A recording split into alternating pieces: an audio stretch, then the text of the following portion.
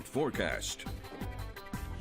And we'll quickly talk about last night's storms that rolled through. Yes, beneficial rain. Yes, it did come with severe weather. This is a cool shot of a shelf cloud. Think of the interplay of the air masses. You've got warm air that's rising. You've got cooler air that's descending out of the leading edge of the thundercloud.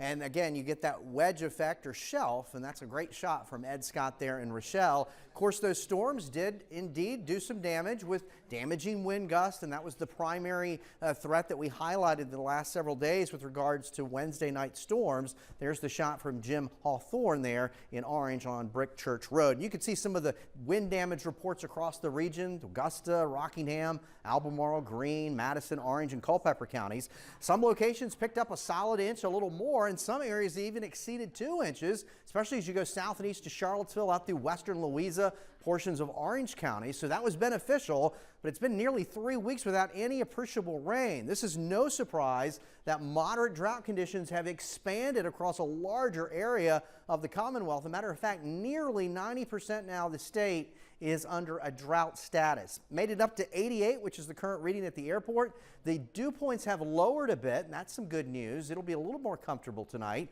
Currently 86 at the Valley Airport in Weir's Cave, and most of us at this hour are generally still in the mid to upper 80s with few exceptions. A little more comfortable tonight, mid to upper 60s across the Piedmont, some lower 60s across the Shenandoah Valley with partly cloudy skies. Temperatures tomorrow generally should hold in the 80s. That's seasonable for late June.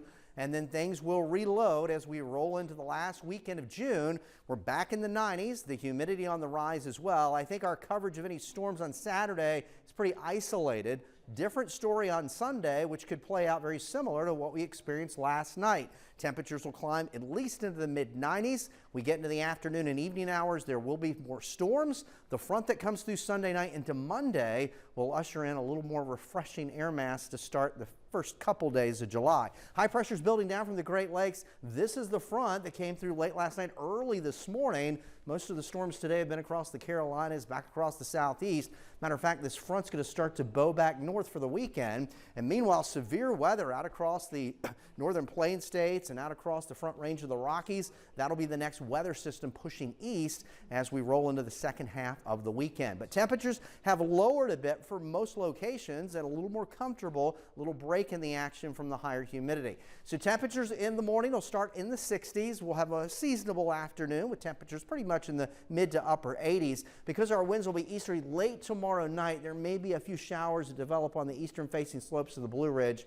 Clouds mix out for sunshine Saturday afternoon, generally at or above 90, hot, more humid, isolated storm, and those storm chances increase later Sunday. 60s tonight, partly cloudy, a little more comfortable. There's a look at the Michael and Son 7-day forecast, a hot weekend and a stronger cold front Sunday night, but that'll usher in some more comfortable conditions Monday, Tuesday, but just in time for the Independence holiday weekend.